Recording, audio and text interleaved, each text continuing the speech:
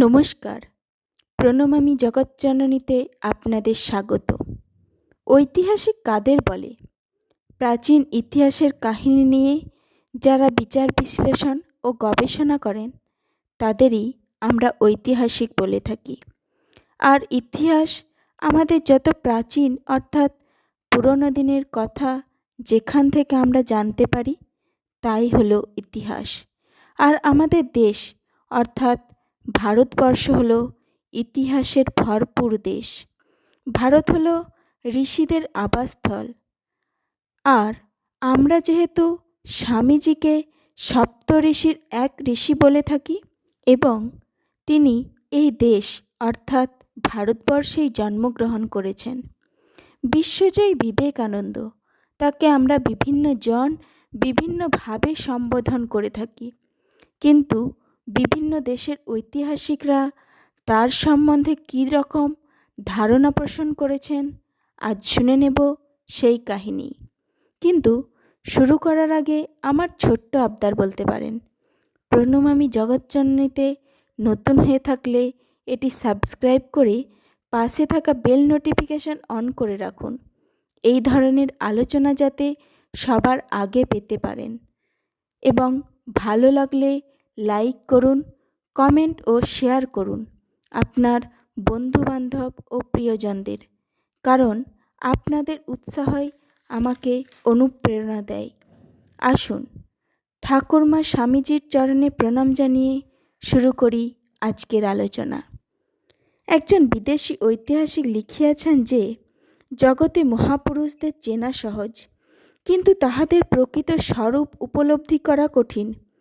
স্বামী বিবেকানন্দ সম্বন্ধে এই উক্তিটি বিশেষভাবে প্রযোজ্য। জনসাধারণ তাহাকে শ্রী শ্রী রামকৃষ্ণের আধ্যাত্মিক মানসপুত্র, সর্বত্যাগী সন্ন্যাসী, শ্রী রামকৃষ্ণ মঠ ও মিশনের প্রতিষ্ঠাতা এবং হিন্দু ধর্ম প্রচারক বলিয়াই ভক্তি ও পূজা করে। কিন্তু যদিও ইহাই স্বামীজির প্রকৃষ্ট পরিচয়, তথাপি তাহার অনন্য সাধারণ ব্যক্তিত্বের শ্রেষ্ঠ অংশ মাত্র। ধর্মজগতের বাহিরেও দেশের ও সমাজের নানা ক্ষেত্রে যে তাহার অমূল্য অবদান আছে তাহা আমরা সবসময় স্মরণ করি না। কিন্তু ইহার পরিচয় না পাইলে স্বামীজির অপূর্ব ব্যক্তিত্ব সম্বন্ধে সঠিক ধারণা করা সম্ভব নহে। একটি প্রাচীন উদাহরণ দ্বারা ইহা আমরা সহজেই বুঝিতে পারিব। কয়েকজন অন্ধ হস্তি দেখিতে গিয়াছিল। হস্তির শরীরের বিভিন্ন অংশে হাত বুলাইয়া তাহারা বিভিন্ন সিদ্ধান্তে উপস্থিত হইল। যাহারা তাহার পায়ে হাত দিয়াছিল তাহারা মনে করিল হস্তি একটি স্তম্ভের মতো। যাহারা কানে হাত দিয়াছিল তাহারা মনে করিল হস্তির শরীর কুলার মতো, ইত্যাদি। সেইরূপ যদি আমরা স্বামীজিকে কেবল ধর্মপ্রচারক সন্ন্যাসী বলিয়াই মনে করি, তবে তাহার ব্যক্তিত্ব, প্রতিভা ও অবদান সম্বন্ধে আমাদের ধারণা সম্পূর্ণ ভুল হইবে। তাহার ব্যক্তিত্বের আরও এমন অনেক দিক ছিল যাহার যে কোনো একটির দ্বারা তিনি খ্যাতি লাভ করিতে পারিতেন। দৃষ্টান্তস্বরূপ বঙ্গ সাহিত্যে কথ্য ভাষার প্রচলনের উল্লেখ করা যাইতে পারে। সাধারণের বিশ্বাস যে প্রমোদ চৌধুরী সবুজপত্র নামক মাসিক পত্রে ইহার প্রথম ব্যবহার করেন। এই পত্রিকা প্রকাশিত হয় 1914 খ্রিস্টাব্দে, কিন্তু তাহার বহু পূর্বেই স্বামীজি ভাববার কথা, প্রাচ্য, পাশ্চাত্য, পরিব্রাজক প্রভৃতি গ্রন্থে কথ্য ভাষার ব্যবহার করিয়াছেন। এই বিষয়ের প্রত্যক্ষ প্রমাণ ওই সমুদয় গ্রন্থেই আছে, সুতরাং ইহার বিস্তৃত আলোচনার প্রয়োজন নাই। কিন্তু ধর্মজগতের বাহিরে ইহা অপেক্ষাও স্বামী বিবেকানন্দের গুরুতর বৈশিষ্ট্য তাহার স্বদেশ প্রেম, দেশাত্মবোধ ও জাতীয়তার চেতনা। ইহা তাহার বক্তৃতা ও রচনাবলীর মধ্য দিয়ে এত পরিস্ফুট হইয়াছে যে ইহার সমর্থনে প্রমাণ দিবার প্রয়োজন নাই। তথাপি দুই একটি উল্লেখ করিতেছি। লন্ডন হইতে ভারতে প্রত্যাবর্তনের অব্যবহিত পূর্বে একজন তাহাকে জিজ্ঞাসা করিয়াছিলেন, স্বামীজি, শক্তি, ঐশ্বর্য ও বিলাসিতার কেন্দ্র পাশ্চাত্য দেশে 3 বৎসর বাস করিবার পর দেশে ফিরিয়া আপনার কেমন লাগিবে? স্বামীজি উত্তর দিয়াছিলেন, আমি দেশ ত্যাগ করিবার পূর্বেও জন্মভূমি ভারতবর্ষকে ভালোবাসিতাম, কিন্তু এখন ভারতের প্রতি ধূলিকণা আমার নিকট পবিত্র, তাহার বাতাস আমার নিকট পবিত্র।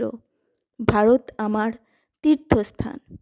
সংসারত্যাগী সন্ন্যাসী হইলেও স্বামীজির দেশপ্রেম ছিল অতুলনীয়। নিবেদিতা লিখিয়াছেন, সে সময় আমার সহিত প্রায় প্রত্যহই তাহার দেখা হইত। ভারতের চিন্তাই ছিল তাহার ধ্যান জ্ঞান। অন্যত্র নিবেদিতা স্বামীজির সর্বজাতি প্রেমের উল্লেখ করিয়া তাহার স্বজাতি বাৎসল্যের সম্বন্ধে বলিয়াছেন, যে মুহূর্তে আমি তাহার সহিত ভারতবর্ষে পদার্পণ করিলাম, সেই মুহূর্ত হইতে তাহার মৃত্যুদিন পর্যন্ত আমি আমার গুরুদেবের মধ্যে আর এক অগ্নির নিরন্তর দহনজ্বালা লক্ষ্য করিয়াছি। সে কোনো তত্ত্ব, কোনো আধ্যাত্মিক সত্যের উপাসনা বা উন্মাদনা নয়, দেশ ও জাতির দুর্দশা নিবারণের প্রাণান্ত প্রয়াস ও তাহার নিষ্ফলতার জন্য মর্মান্তিক যাতনা ভোগ। স্বামীজির দেশপ্রেম কেবল মনের ভাবাবেগ ছিল না, তিনি দেশের স্বাধীনতা অর্জন করিবার জন্য বাঙালি যুবকগণকে অনুপ্রেরণা দিয়াছেন। 1901 খ্রিস্টাব্দে ঢাকায় একদল যুবক তাহার উপদেশ শুনিবার জন্য তাহার সহিত সাক্ষাৎ করিয়াছিল। তিনি তাহাদিগকে বলিয়াছিলেন, বঙ্কিমচন্দ্রের গ্রন্থ পাঠ করো, আনন্দমঠের সন্তানদের মতো দেশভক্তি লাভ করো, জন্মভূমির সেবা তোমাদের সর্বপ্রধান কর্তব্য, সর্বাগ্রে চাই রাজনীতিক স্বাধীনতা।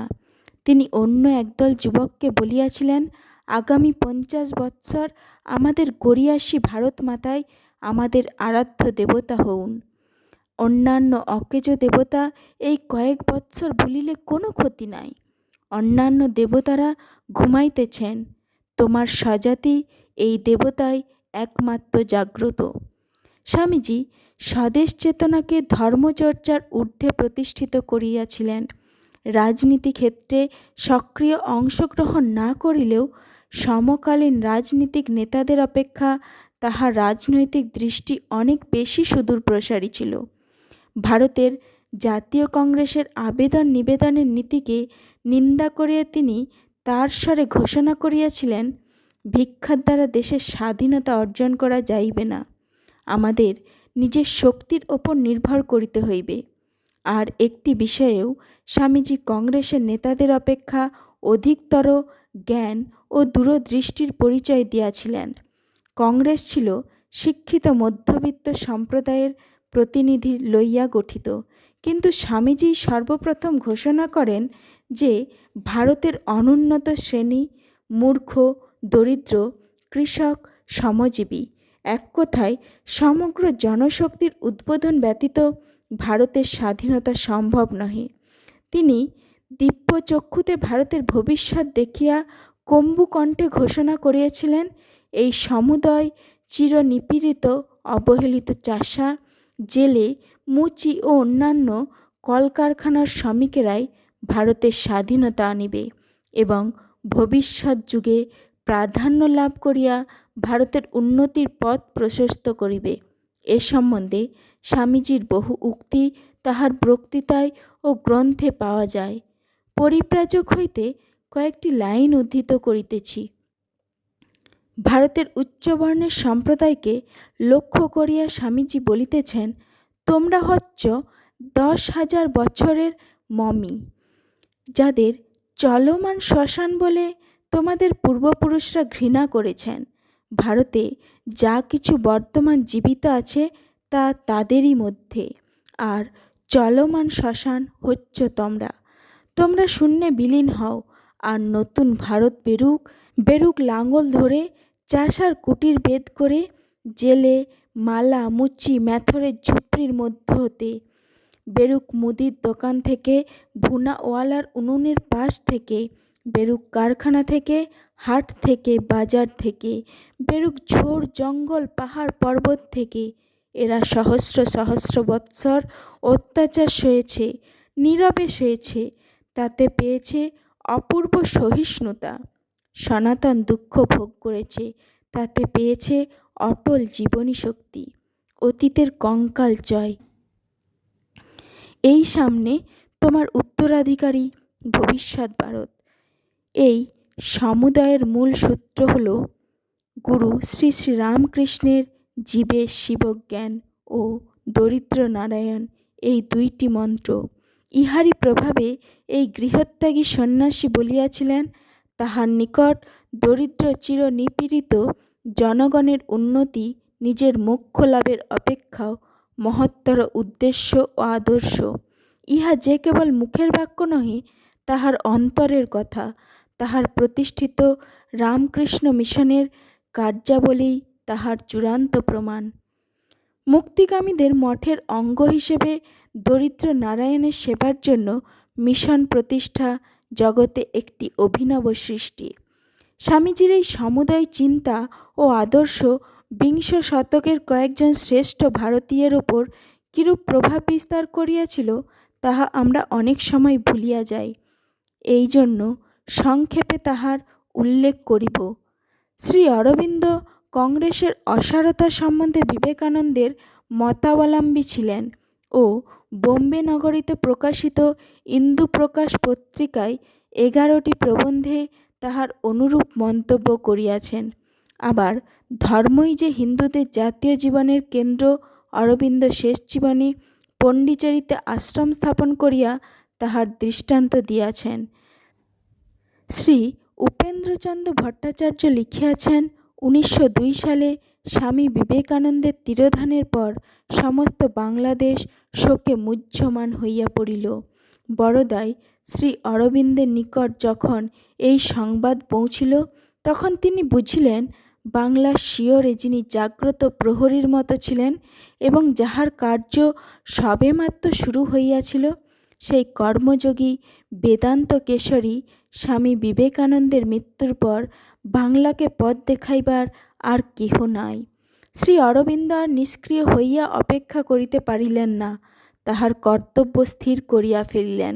সুদূর প্রবাস হইতেই তিনি যেন বঙ্গমাতার শোকবিহ্বল কণ্ঠের করুণ আহ্বান শুনিতে পাইলেন।